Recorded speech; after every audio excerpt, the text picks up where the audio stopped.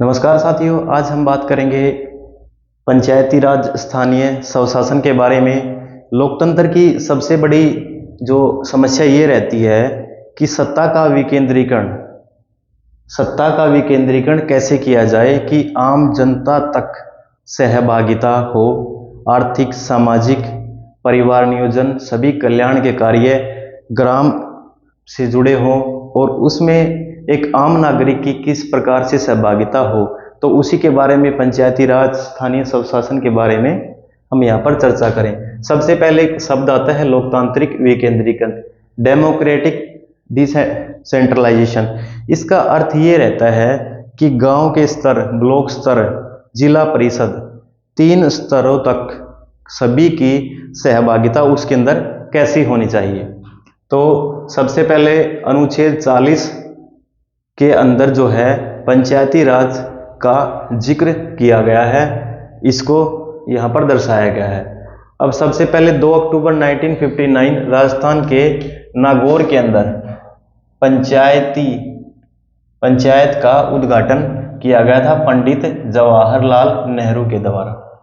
उसके बाद में 11 अक्टूबर 1959 आंध्र प्रदेश के अंदर गठित की गई थी पंचायती राज के बारे में, पंचायत की स्थापना की गई थी।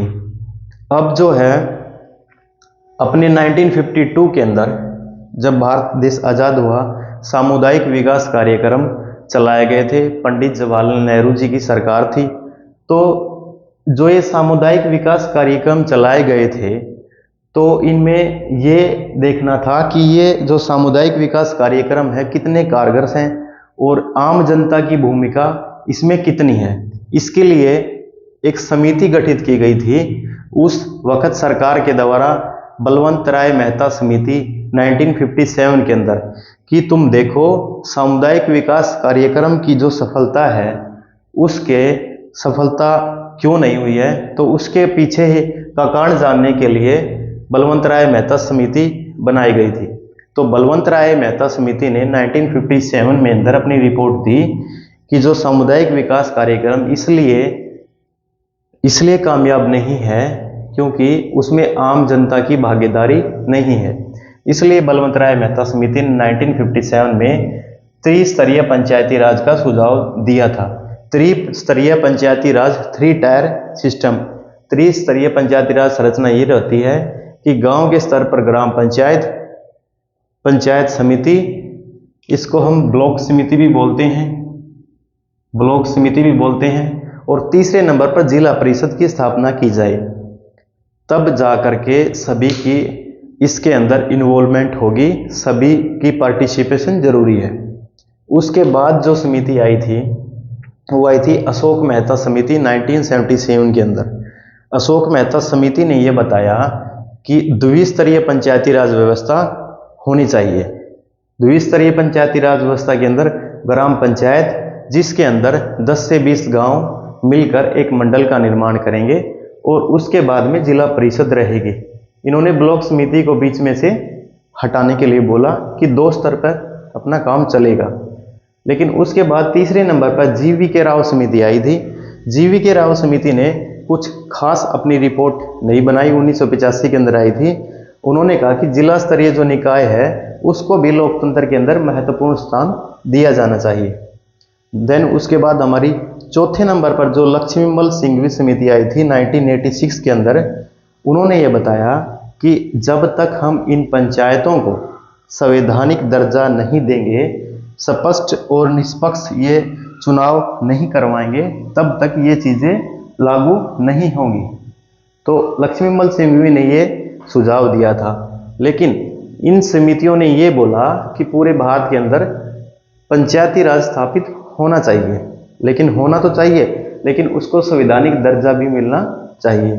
तब इस लक्ष्मीमल सिंघवी समिति जो आई थी, उन्होंने ये कहा था कि पंचायतों को संवैधानिक दर्जा दिया जाना चाहिए ताकि वो अपना स्वतंत्र निष्पक्ष चुनाव करवा सके।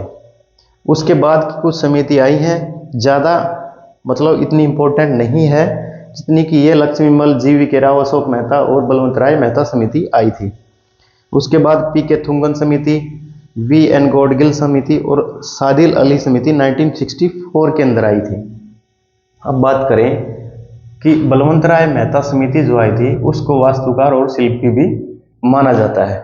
लेकिन सबसे पहले लॉर्ड रिपन जो है 1882 को स्थानीय स्वशासन का जनक माना जाता है। अब जो पंचायती राज के लिए ये सारी समितियां बनाई गई थी, इन्होंने अपनी रिपोर्ट दी और बताया कि जो पंचायतों का स्तर किस तरह का होना चाहिए, उनकी संरचना कैसी होनी चाहिए, त्रिस्तरीय और द्विस्तरीय।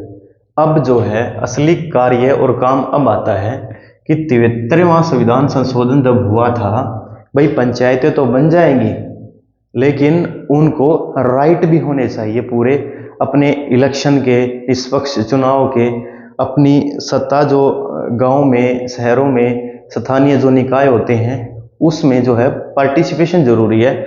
उसी के लिए संवैधानिक दर्जा भी जरूरी है उसका। तब जो 73वां संविधान संशोधन जो हुआ था 1992 के अंदर कि पंचायतों को संवैधानिक दर्जा देना चाहिए, ये बात कही थी लक्ष्मीमल सिंघवी समिति ने।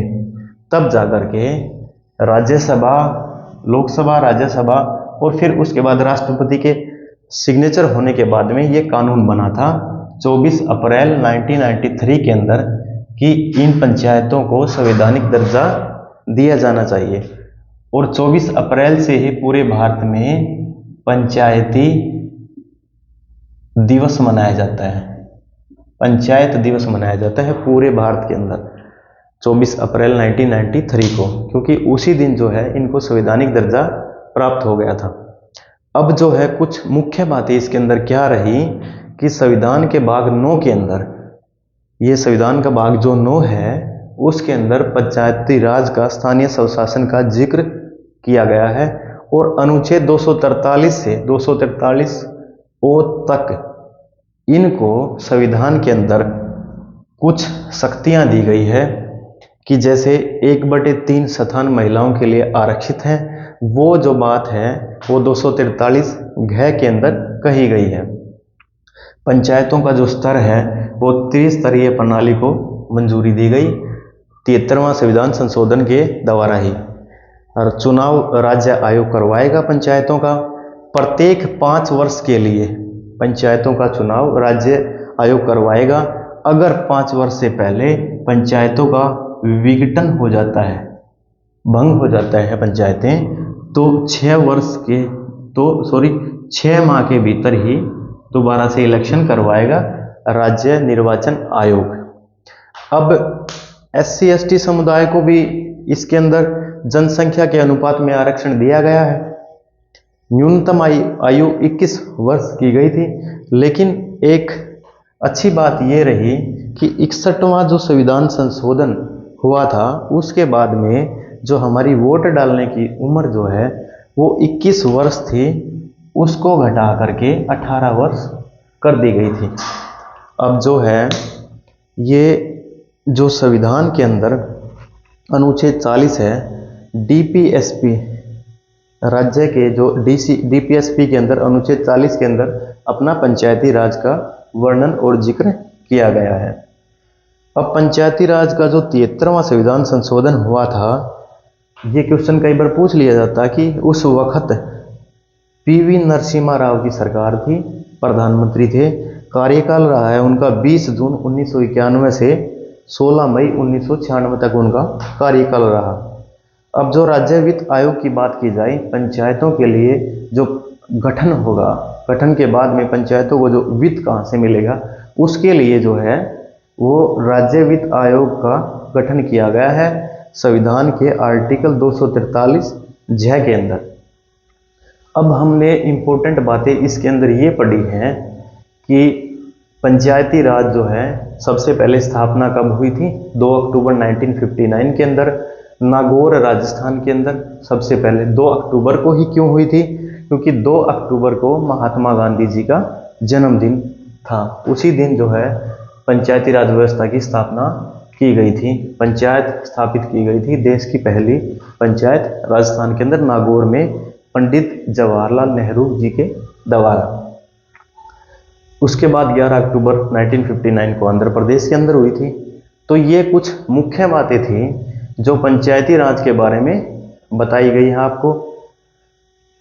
कब कब पंचायती राज का जो अपना लोकतांत्रिक विकेंद्रीकरण के लिए जो कौन कौन सी समितियां बनी थी और कब संविधान के अंदर इसको संवैधानिक दर्जा दिया गया था 73वां संविधान संशोधन के द्वारा। ठीक है, अगर आपको ये वीडियो और ये जानकारी अच्छी लगी हो तो दूसरों के साथ भी साझा करें, शेयर करें। नमस्कार, जय हिंद, धन्यवाद।